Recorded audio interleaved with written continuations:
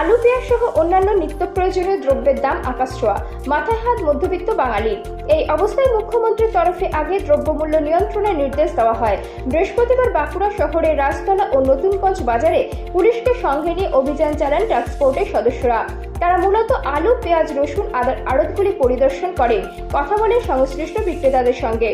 বিক্রেতারা জানিয়েছেন বেশি দামে কিনতে হচ্ছে, সে কারণে বিক্রিও সেইভাবে করতে হচ্ছে। তবে টাস্কফোর্সের সদস্যদের কথা মতো দাম কমানোর চিন্তাভাবনা তারা করেছেন বলে জানান।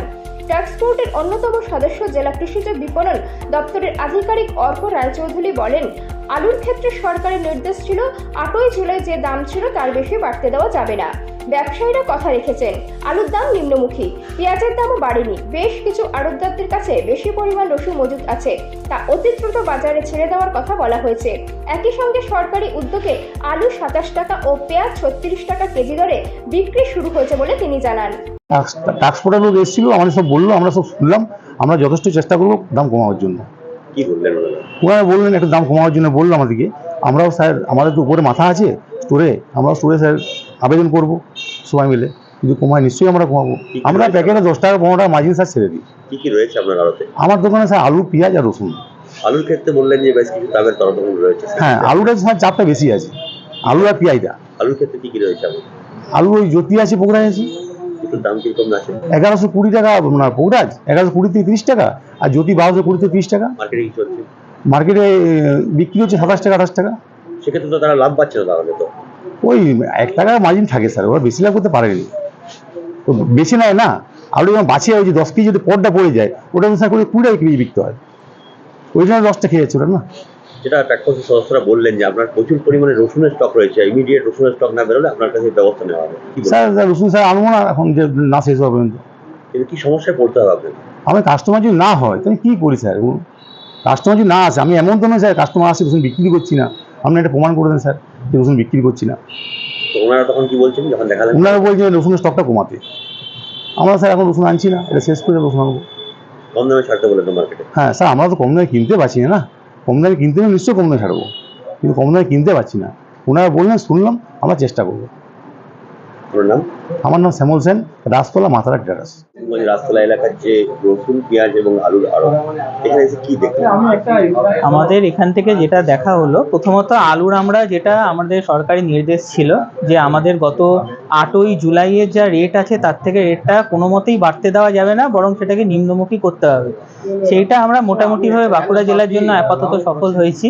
আমরা আড়তদারদের কাছে গিয়ে রিকোয়েস্ট করেছিলাম গত সপ্তাহে, ওনারা সেই মতন কথা শুনেছেন, ওনারা কথা রেখেছেন। আলুর দামটা নিম্নমুখী, পেঁয়াজের দামটাও আমরা বাড়তে দেইনি। পেঁয়াজ এখন 40 থেকে 38, 37 বিভিন্ন গ্রেডের যে পেঁয়াজ সেগুলো ওই রেটে পাওয়া যাচ্ছে। রসুনের ক্ষেত্রে যেটা দেখা গেছে যে রসুন কয়েকটি জায়গাতে একটু বেশি পরিমাণে আড়তদারদের, মজুতদারদের কাছে আছে, সেটা আমরা ওনাদের বলেছি যাতে ওনারা সেটা শীঘ্রই বাজারে ছেড়ে দেয়। রসুনের যে রেটটা কয়েকজন বাদে অন্যান্য জায়গায় আগের সপ্তাহের মতনই আছে, সেটাও আমরা বলছি যাতে ওনারা একটু কমান। আর রসুনের সাপ্লাই বাঁকুড়া মার্কেটে ঠিকঠাক আছে, আদার সাপ্লাই একটু কম আছে আমরা যেটা দেখতে পেয়েছি। আদার সাপ্লাইটার জন্য আমরা বলবো যে যাতে আদার সাপ্লাইটা আরো বেশি করে রাখা যায়, যাতে দামটা আরো একটু নিম্নমুখী হয়। অনেক জায়গায় দেখা যাচ্ছে আড়তগুলো মজুত রয়েছে প্রচুর পরিমাণে। আমরা তাদের কাছে আবেদন রাখছি যাতে ওনারা তাড়াতাড়ি সেটা ডিসপোজ করে দেয়। এখন চাহিদা মার্কেটে কিছুটা আদা বা রসুনে অন্যান্য শাকসবজির তুলনায় কম, সুতরাং সেই জন্য আদা বা রসুনটা সবসময় এনারা বিক্রি করতে পারেন না, ওটা পচনশীল জিনিস, সুতরাং ওই জিনিসগুলো কমে আসে। সেই জন্য ওনাদের কাছে আবেদন করা হয়েছে যাতে ওনারা এরকম মানে ওনাদের বিক্রি করতে পারছেন না অথচ ওনাদের মজুদ হয়ে যাচ্ছে, এই পরিস্থিতি যেন না হয়।